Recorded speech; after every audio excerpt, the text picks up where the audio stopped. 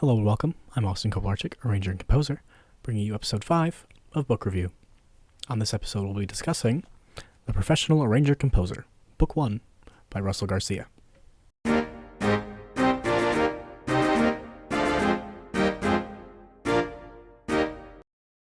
So, as per usual, beforehand, a bit about the author.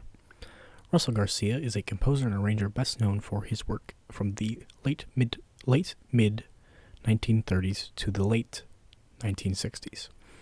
He has quite a list of accomplishments and was reputed to be a highly sought-after composer and arranger on the professional scene along Hollywood and the West Coast.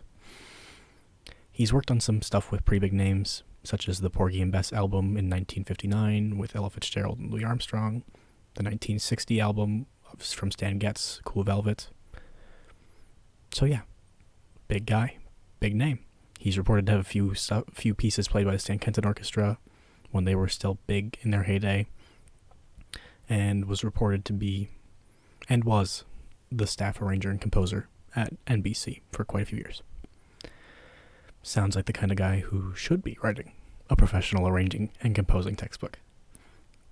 Fun fact about him, actually, is he wasn't formally taught composing and arranging until well after he started his professional career as a composer and arranger. So, I think the book is an interesting view and takeaway on that. Quick side note, this book is in fact one of two, as you probably guessed when I said book 1 in the introduction. I don't have it currently, book 2 that is, but you can rest assured that when I do, it'll be on the list for a review. Now, the book itself. So the book is split up into 6-ish parts. Each of the main parts is not called a chapter, they are referred to as a book. So, in these 6 main parts, preceding them, there is the quickest transposition section I've ever seen in arranging or orchestration textbook in my life. And, as you can tell, by me being a person who does these book reviews on the internet, I've probably read a few of them. But it is, I think, and I'm checking right now to be absolutely certain, 5 whole pages. That's not a lot. And then there's also a final section following the main content as a suggested course of study for the serious student.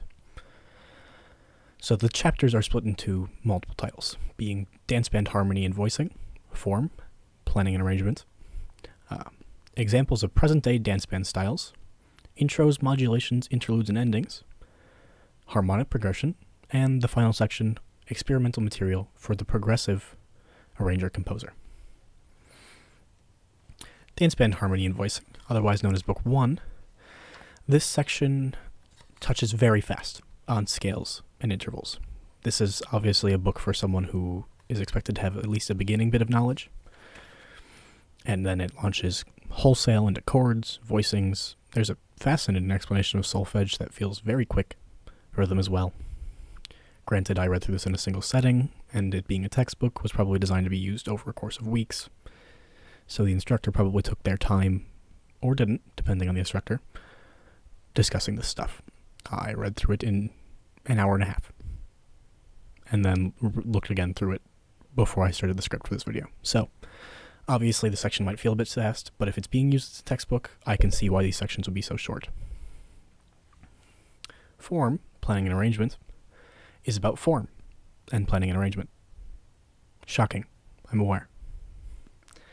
There's actually a page dedicated to about how to plan out an arrangement well before it goes into any technical ideas or written down notes, and it includes a fascinating quote. You will find that arranging is like putting together a jigsaw puzzle, except you have too many pieces, ideas, and some will have to be thrown out if they don't fit into the picture as a whole. Good stuff. It's a good quote. I like it. From there, the chapters focus around different combinations of instruments you can use to help plan out arrangements. And there's a sentiment that reminds me a lot of Don Sebesky's Contemporary Arranger, and its discussion of focus levels. Kind of chatting about how the human ear and brain can only focus on so much at one time. So, useful stuff for that section. Examples of present-day dance band styles, otherwise known as Book 3, is interesting, mostly because it was written in 1954. So you can tell, present day, not exactly the best descriptor for us in 2022. It talks about some groups, piano trios. You'll still see those around today. Dixieland combos, you'll still see some of those, choirs. But there's one group that just fascinates me, mostly because I can't find any record of it. It's something he refers to as a tenor band, which is a violin section, a trumpet, and multiple tenor saxophones with a rhythm section. Now, I know this sounds a lot like a common studio orchestra might have back in the day, but it's the strange fascination he put on it being just tenor saxophones and maybe one trumpet, along with violins. I can find nothing on this anywhere. But if you know any more, please, for the love of God, leave me a comment. Leave me a hint of something to search for. Because if I can't find anything on this, I will just start writing for these. Because this concept fascinates me. And I'm so excited to think about it. But back to the chapter. This is also the chapter where he discusses string notation and techniques, which is a neat choice. I wouldn't expect this to go in modern day dance band styles, present day dance band styles. That just doesn't feel like the chapter where I'd introduce string techniques.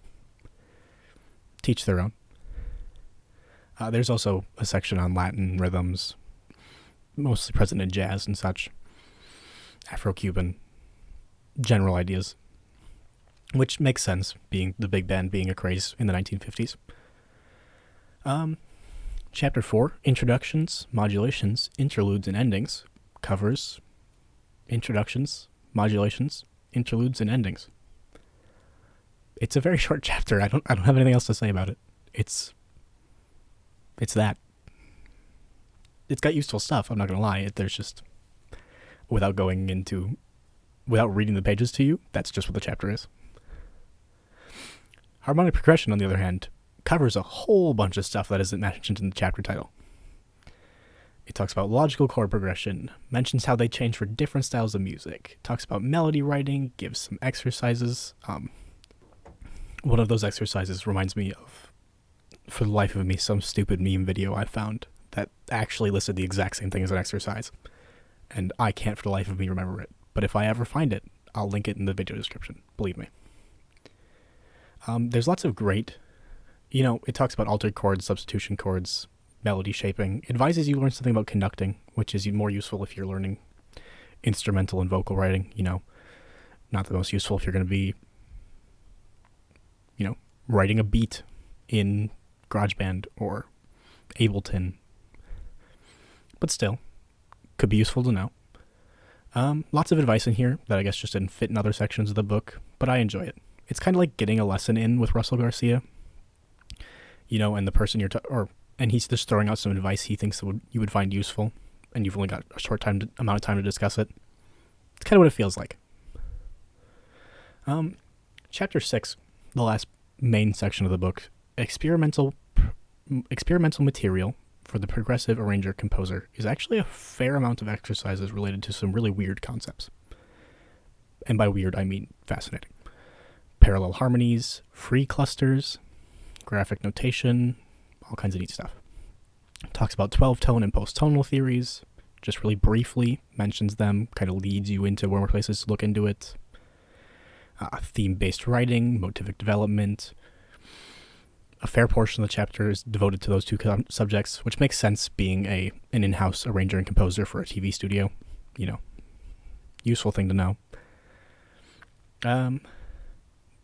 There's a bit of recording advice right at the end. It's capped off with a bit more advice that gives you the impression that you're just kind of chatting with him, getting some tips from somebody who's been in the business for a long time. Even shifts into first person's writing perspective towards the end of the chapter to really drive that idea home, and I like it. It's good stuff. For the content in the book, there's a lot of it, and it feels like it's super helpful. The writing itself is super encouraging, always trying to push you to take more steps, figure out why something works, figure out how to incorporate that into your own writing. The book moves a bit fast in some spots, written for people as I said, who have a basic understanding of a lot of music theory concepts. What sheet music is, how to read sheet music, bit of basic tonal harmony. But I think there's plenty of stuff that you could take away from this book regardless. From any standpoint, it's a strong book. It's got a lot of content. Personally, I'm no rapper or beat maker. Heaven knows my friends think I'm tone deaf already. But I think that in here you can find an interesting and useful example to apply to that, specifically in the form chapter. Because importance of arrangement, I think, is something that holds up any song, regardless of genre, regardless of when it was written, who it was written by. So yeah, maybe the whole book wouldn't be incredibly useful, but there's some nuggets and gems in there that you could take out for any genre of music. So, as always, the last concern before the verdict, availability. As I mentioned, this book was originally published in 1954. My copy is from a 14th printing run of the book. So, you can probably find a copy of this out there in a secondhand store really easily. I know for a fact when you look it up on Google, there's 2 or 3 secondhand stores immediately trying to sell it to you. But if you don't want to go that way and you want to get a newer copy, a legitimate release, it is, as no one's surprised by, available on Amazon, and it's also available through the publisher's website, Hal Leonard. Oddly enough, it costs $1 more on Hal Leonard. Just strange. Not going to question it, but it is what it is. The final verdict. This is a great book. It's a pretty good book if you're interested in developing as an arranger or composer. Shocking, considering it's a book called The Professional Arranger-Composer, written by a professional arranger and a composer. Now being sold to you by an arranger and composer. The amount of times I just said those words. Wow. But will I buy this book? I already have. But yes, I would buy it again. Even though it glosses over some of the absolute basics, it's not marketed towards an absolute beginner. It's marketed towards someone who wants to become a professional. To someone who wants to take their craft to the next level. Even if you're not at that stage yet, or maybe you won't be, in the way Russell Garcia pictured, I think that there's still plenty of content you can take out of this, really easily. As I mentioned earlier in the form section, I think that'd be useful for anyone. All in all, it's a strong book, and I really think that shines through in being useful in a multitudes of ways. So, as someone who writes for big bands and dance bands, I'm kind of the intended student Russell Garcia's got aiming this at. But I'll be sharing some of these tips and tricks with a friend of mine who's working as a producer and a beat maker, And I think he'll profit from this. And I think you could too. So if you're interested in getting the book, if you're planning on buying it, if you already own it, as always, let me know what you think in the comments. Relevant links will, of course, be available in the description. If you enjoyed the content, of course, like, subscribe, do the YouTube things. I'll be making book reviews regardless. But if you'd like to see them a little faster, feel free to hit the subscribe button. And that's all for now. Thanks. I'll see you next time.